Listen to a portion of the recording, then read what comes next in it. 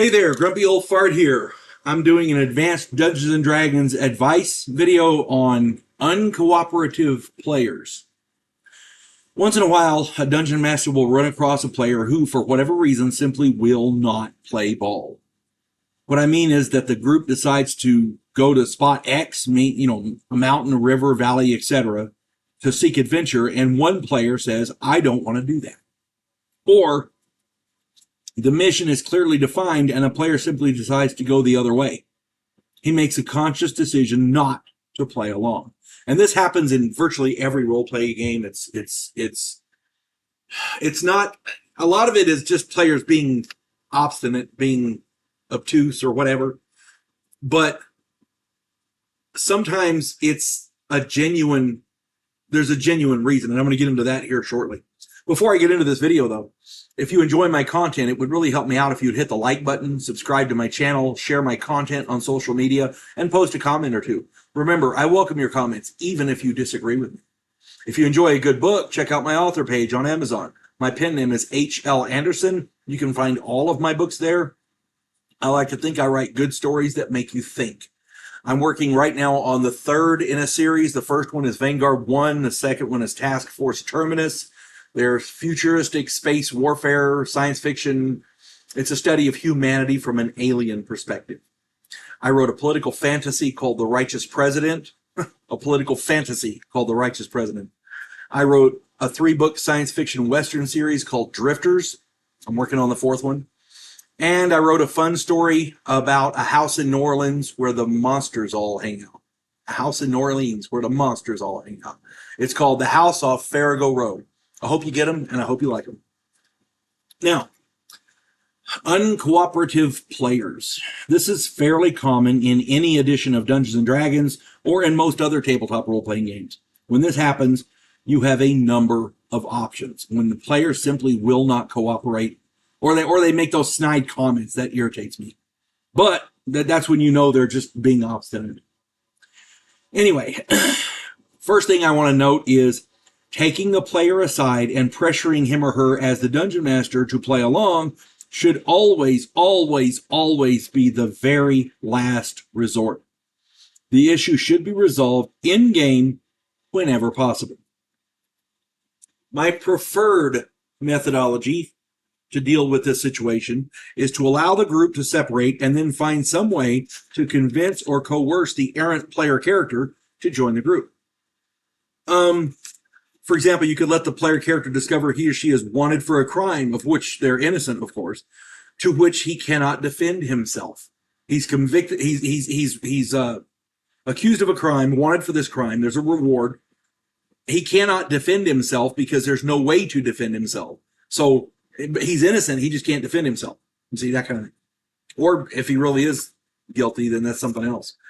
Let the player character make contact with a mystery benefactor who hires them to follow along with the group and report back to them. This presupposes the mystery benefactor feels he has something to gain from the arrangement. Treasure, information, maps, power, etc. Something along those lines. You have to be careful with that, though, because then it puts that one player character at odds with the other player character. You could run the player character separately from the group. He or she is most certain to get into some kind of trouble, which may prompt the player character to flee the town. And of course, the only viable exit will lead the player character back to the group. Okay. I mean, you could work that in. You could run the player character separately as above, but if the trouble should land the player character in the local jail, word might reach the group and they might feel obligated to rescue the player character, springing him from the jail.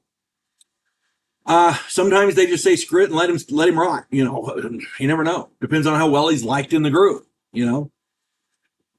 The old adage, never split the party, is a real and viable axiom. They actually did a song, Never Split the Party. You got to look it up. It's funny. Lone player characters often find themselves overwhelmed and killed. Perhaps the player's new character will have a change of heart regarding leaving the group. We don't know. Here's the thing. That I hesitate to kill off a player character simply because he won't cooperate. But if he runs into trouble organically in the game, or courts trouble, that's on him. Okay. As I said, taking the player aside and admonishing them should be your very, very last resort.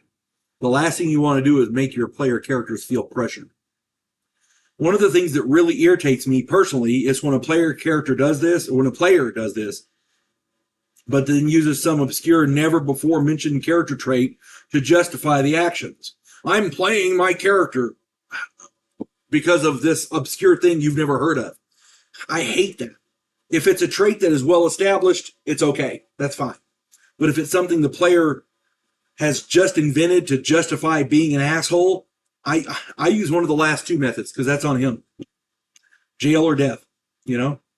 It may sound harsh, but that really chaps my hide when a player is intentionally trying to disrupt the game.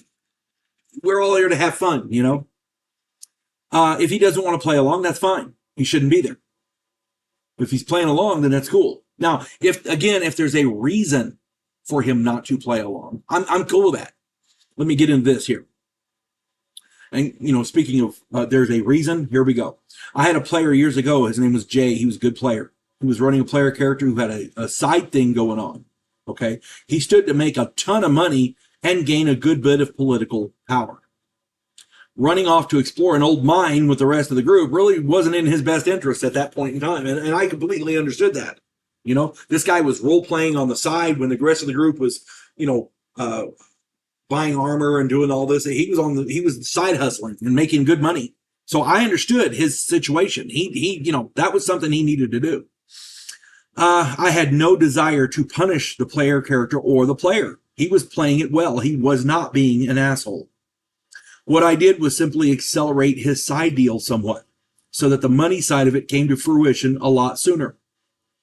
Then I sent a frantic mother to him, begging him to help her. Her young son had disappeared in the area of the old mine.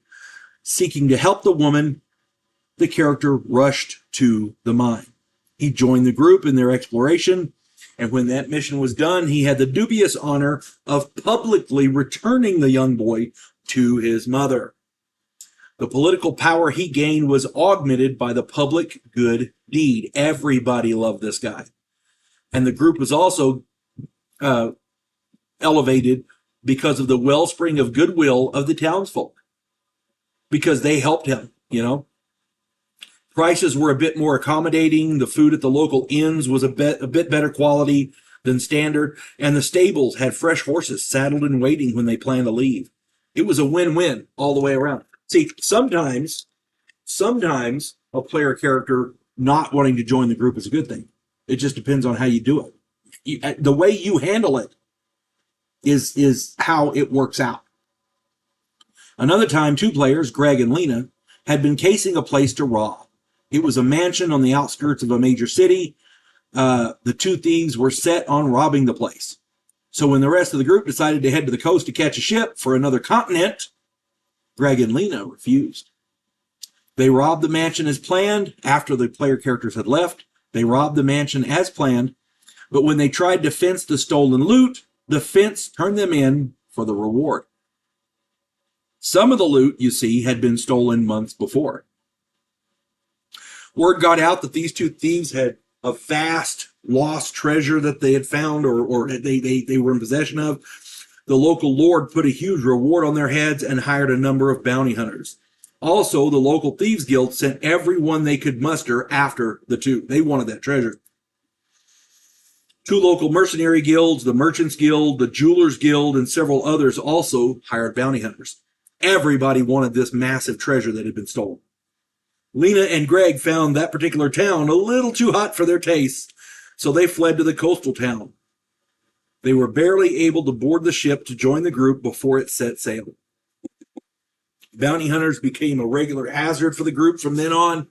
I didn't overburden them, but it was a regular thing. They had to watch out for it anytime they went into a town because they were in this other continent for maybe 2-3 months in game time, and then they came back.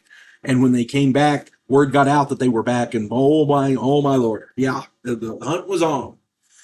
If handled properly, uncooperative players can actually be a boon to your campaign. If you handle it improperly, you could lose a good player. If he's not a good player, yeah, maybe it might be better just to be rid of him anyway. You never know. At any rate, how you handle it is very, very important. And I've given you a number of ideas here, and feel free to explore them, use, abuse, change, or ignore. Make up your own ways of handling it. But again, how you handle it is very, very important, because it could literally shape the future of your campaign. That one uncooperative player. So, at any rate, I hope this helps, and I hope this finds everybody well. You folks have a good one. God bless one and all. Clarissa Lowe, a historian from the future. Delmore Kane, a Civil War veteran turned outlaw. This oddball pairing faces a conspiracy of epic proportions spanning the centuries. If you like action and adventure westerns with a splash of science fiction and fantasy, check out my book series Drifters and their ongoing adventures.